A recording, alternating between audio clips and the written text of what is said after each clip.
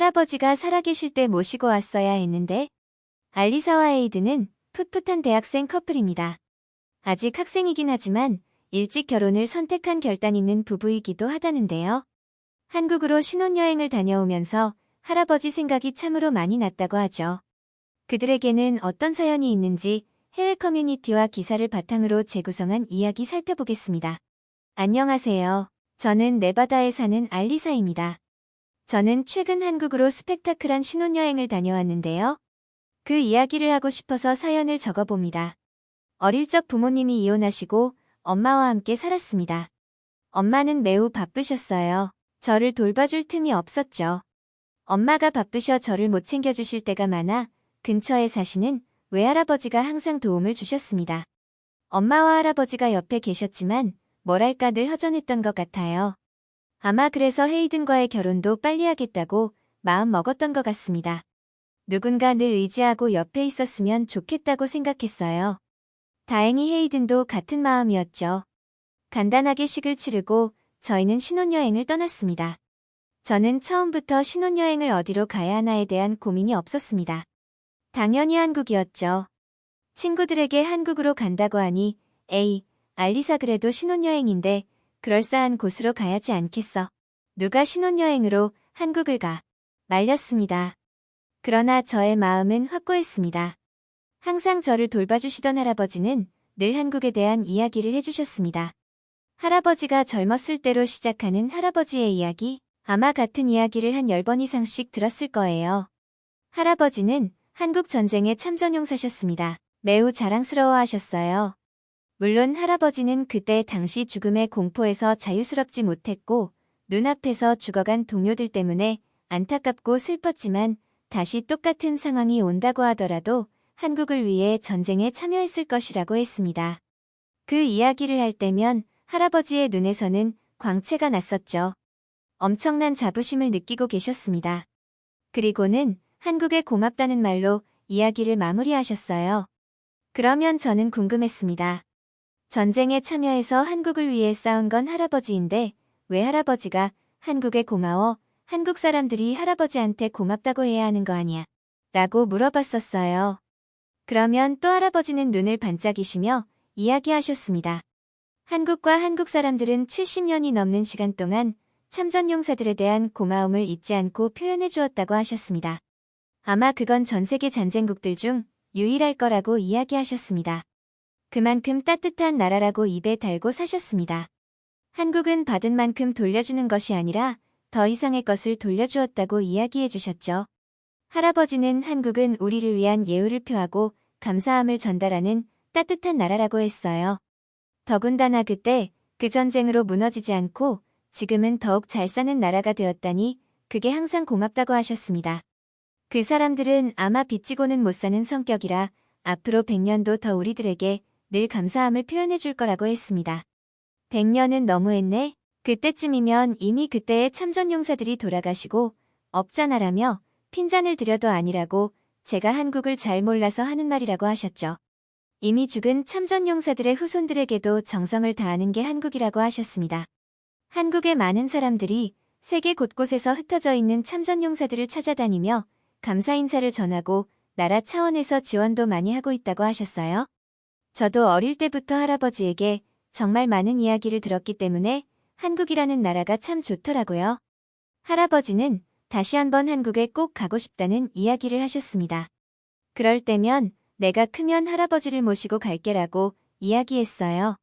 할아버지는 늘 약속 지키라며 저에게 말씀하셨죠.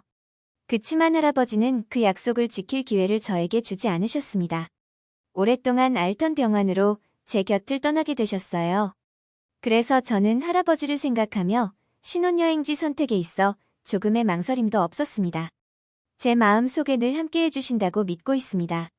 생전에 늘 쓰고 다니시던 참전용사 모자도 함께 챙겨 한국으로의 신혼여행을 다녀왔습니다. 제가 너무 한국에 애정이 있어서 그럴까요? 한국 여행은 정말 대단했습니다. 사실 사건 사고가 많았지만 그것 또한 추억이 될 수밖에 없었죠. 우리의 주목적지는 서울이 아닌 부산이었습니다. 할아버지는 한국 전쟁이 발발한 직후 부산항에 내려 전쟁하는 곳으로 이동했었다고 했습니다. 가장 처음 밟은 한국 땅이 부산이라고 하셨어요. 어릴 때부터 한 100번은 넘게 들은 이야기였죠. 여행을 계획하다 보니 부산은 제가 좋아하는 바다도 있고 제한여행 기념공원과 추모관 등이 있어 할아버지가 좋아하실 것 같았습니다.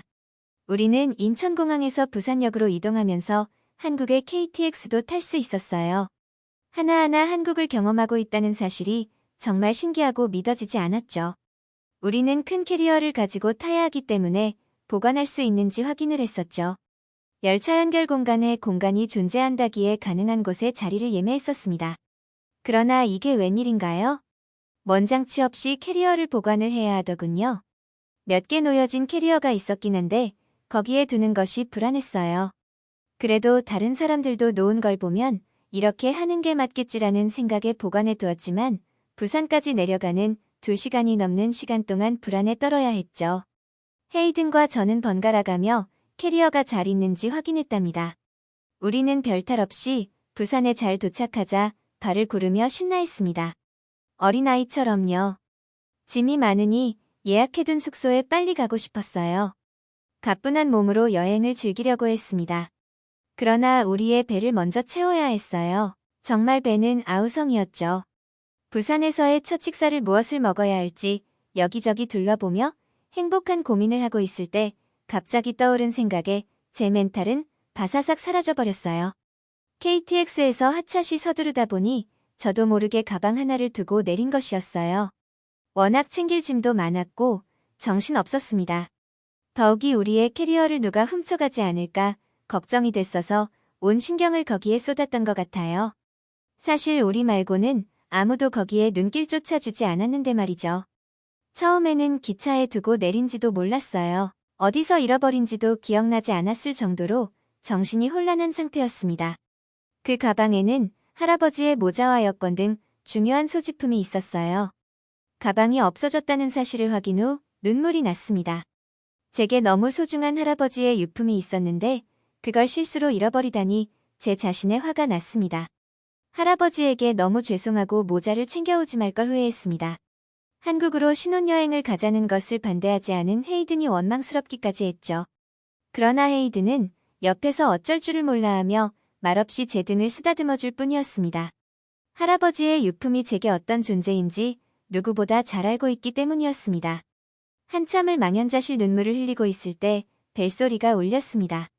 저는 전화를 받을 수조차 없었어요. 대신 전화를 받은 헤이든은 오마이갓을 외쳤어요. 무슨 일인가 싶어 다시 전화를 빼서 들어보니 알리사님의 신분증을 가지고 부산역 유실물센터로 오세요 하는 게 아니겠어요. 그러면서 너무 소중한 가방인 것 같다고 속상하실 것 같아 일찍 전화를 드리고 싶었는데 외국인 출입 관련 기관을 통해 전화번호를 확인하느라 늦어서 오히려 죄송하다고 이야기하셨어요. 가방을 잃어버린 사람의 마음을 헤아려 주다니 너무 감사했습니다. 저는 어디선가 누가 벌써 가져가고도 남았다고 생각했습니다. 미국에서는 소매치기 절도가 빈번하게 일어나는데 누가 나가져가세요 하고 놔둔 가방이 그대로 유실물센터에 보관될 수 있다니 정말 신기했어요. 어디서부터 뭘 어떻게 해야 할지 정신도 차리지 못하는 와중에 신속하게 먼저 전화로 이 사실을 알려주다니 깜짝 놀랐습니다. 그랬는데도 일찍 전화하지 못했다고 말씀해 주시다니 믿을 수 없는 일의 연속이었습니다. 유실물센터에서 제 가방을 찾을 때는 더욱 감동이었습니다. 오히려 저희에게 감사하다고 하시며 정말 깍듯하게 대해주시더라고요. 부산에는 외국 참전용사분들이나 후손들이 가끔 찾아오는 것을 알고 있었다고 하셨어요. 연락처를 찾기 위해 모자를 본 순간 앞뒤 사정을 전혀 모르지만 울컥하는 마음이 드셨다고 이 가방을 빨리 찾아드리고 싶다는 생각을 하셨다고 하셨죠. 할아버지의 말이 생각났습니다. 한국 사람들은 받은 것 이상을 돌려줄 것이라고 왜 그렇게 말씀하셨는지 그 이유를 저절로 깨닫게 되었습니다. 할아버지가 왜 그렇게 자부심을 갖고 계셨는지도 느껴졌습니다.